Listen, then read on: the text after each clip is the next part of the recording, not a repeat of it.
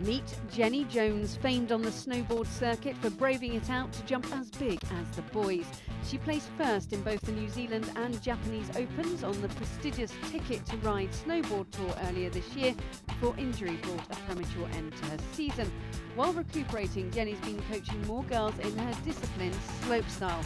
At 28 years old, she's accepted it's a discipline that won't arrive in the Olympics before she retires, so her mission is to encourage more girls to be bold, brazen and take a leap into the unknown. I think we need to keep active. I think it's important that especially women stay active and get involved in other things other than, you know, maybe just going shopping or just going out and things like that. It's such a great, it's just a great part of life is to go and see the mountains. Like the idea but don't have white stuff on your doorstep? Well, that's no excuse. Jenny only got into the sport at 18 when she took up a free introductory lesson at her local dry ski slope. I actually didn't get into the sport until I was about 18, and I saw it on the TV and I just thought, wow, look at all this, you know, these mountains and things, and we don't have them in England. But we do have dry slopes. So I did have a go on the dry slope and got the idea, and then I went away and actually worked as a chalet maid in the French Alps, and that's when I managed to learn to snowboard and I could go snowboarding every day. So that was great for me. So if there's someone saying in Dubai where they have a dry ski slope who thinks, you know, I quite like it out there, you really could become a professional if you dedicated your time. Yes, you really could. I know that in Dubai you have one of the world's biggest indoor slopes as well, and I've heard such good reports on that. So there's no excuses. You could go there and you know, learn to your heart's content, really. It's a big step up though from throwing yourself off mountains and jumping out of helicopters. Tell me, when did you take that moment that you thought, I'm not just going to get down the ski run, I'm going to start jumping? It was in my first year, in my first season. I just watched other people and I just thought, God, that looks so fun.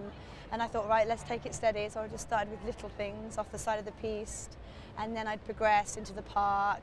And you just ask friends, really. And I just went bigger and bigger and bigger. And now I love it. I love big jumps.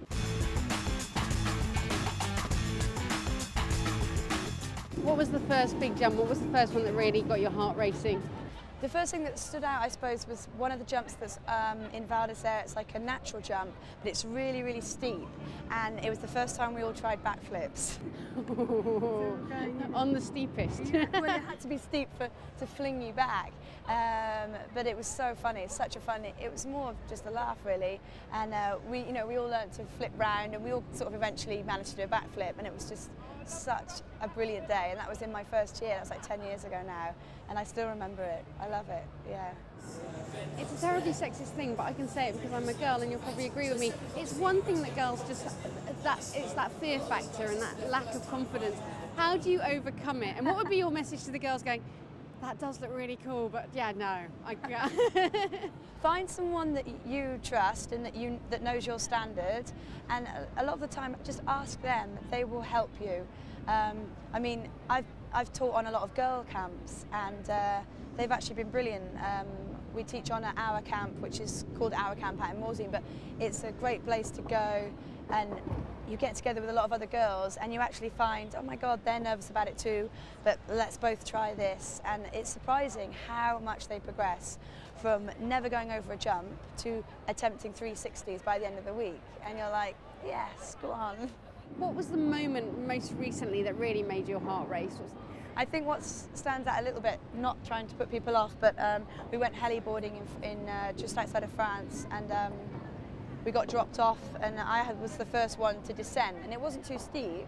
And as I dropped in, there was a crack, and I caused an avalanche. And it was quite frightening, but I managed to get out of the avalanche, and it wasn't really intense. But it did make me step back and go, ooh, I'm glad I'm with other confident riders and have got my avalanche gear on. Yeah, my heart rate definitely increased. This is serious stuff, isn't it?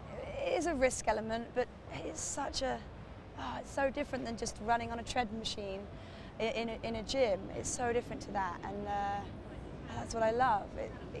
There's so many aspects of it. You don't have to go into the unknown if you don't want to. You can just, you know, rocket down some of the mountains on the piste and still have an adrenaline rush. and you can do whatever you want really, and it's the lifestyle, it's the excitement, it's definitely not boring, and I think that's the attraction.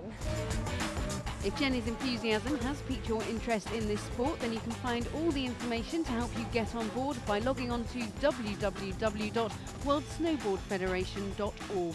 That's www.worldsnowboardfederation.org. Carrie Brown, Al Jazeera, London.